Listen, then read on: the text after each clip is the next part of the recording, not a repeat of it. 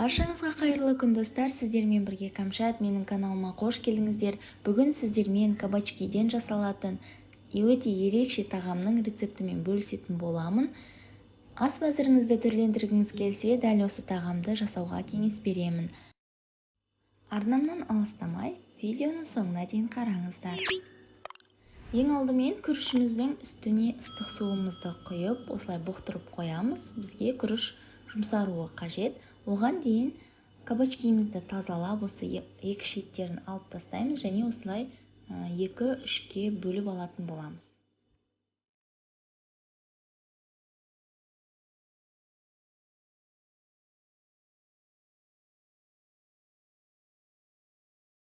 Бөліп алған кабачкилерімізді ирек пышақтың көмегімен осылай сыртын қырып шығамыз.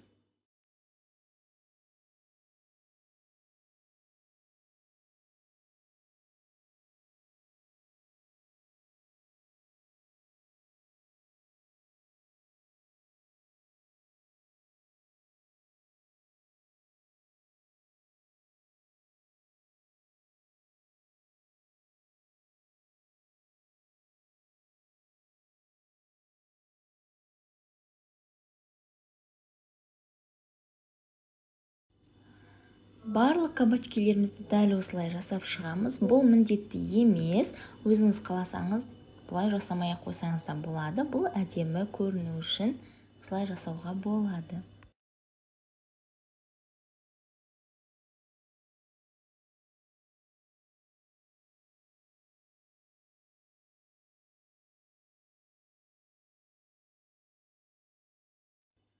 Ендігі кезекте кабачкиіміздің ортасындағы бөлігін қасықпен ойып алып тастаймыз.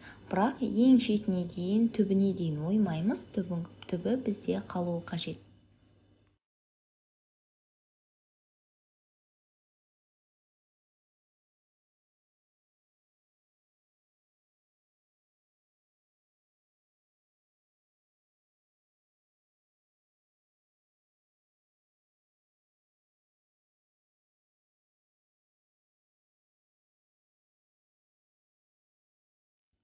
Барлық кабачкилердің ішін осылай қасықпен тазалап шығамыз.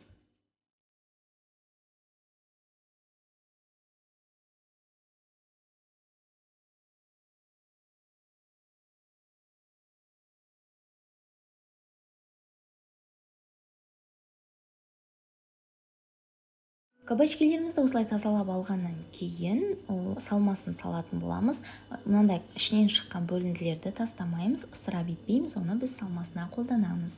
Салмасы үшін фаршымызға үстіне пиязды ұсақтап турап қосамыз және де дайын тұрған күрішімізді және кабачкиден қалған бөліктерін блендерден өткізіп немесе ұсақтап турап қоссаңыздар болады.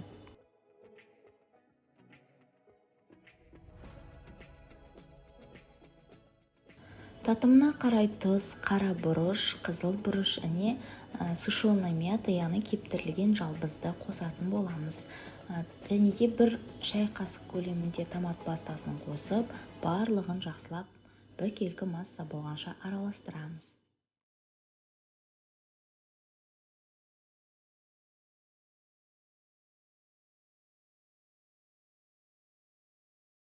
Салмасын дайындап алғаннан кейін осы кабачкилеріміздің ішіне толтыратын боламыз. Барлығын саламыз. Менде бұл жерде салмасы артылды. Артылған салманы тефтели түрінде жасап жіберсеңіздер болады.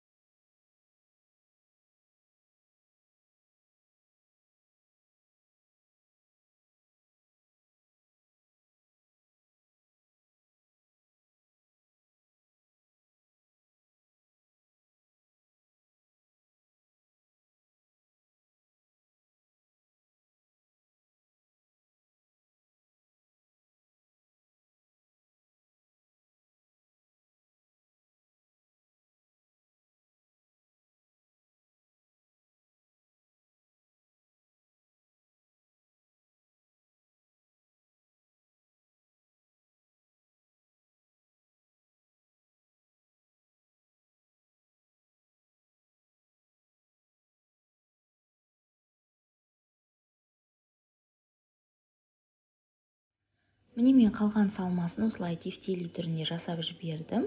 Енді біз соус дайындайтын боламыз.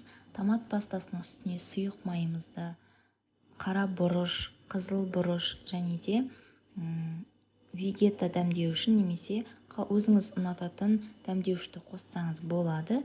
Және қайнап тұрған ыстық су құйып, барлығын жақсылап араластырамыз және осы кабачкилеріміздің үстіне құятын боламыз.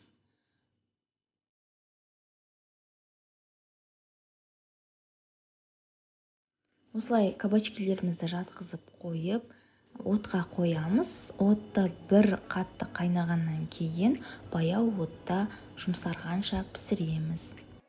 Міне біздің кабачкиден жасалған тағамымыз дайын болды. Мен қасына гарнир ретінде пюре жасадым. Сіз өзіңіз қалаған гарнирмен ұсынсаңыз болады.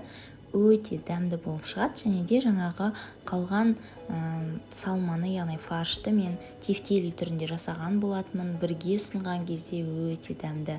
Міндетті түрде жасап көріңіздер. Сіздерге ұнайтынына сенімдімін.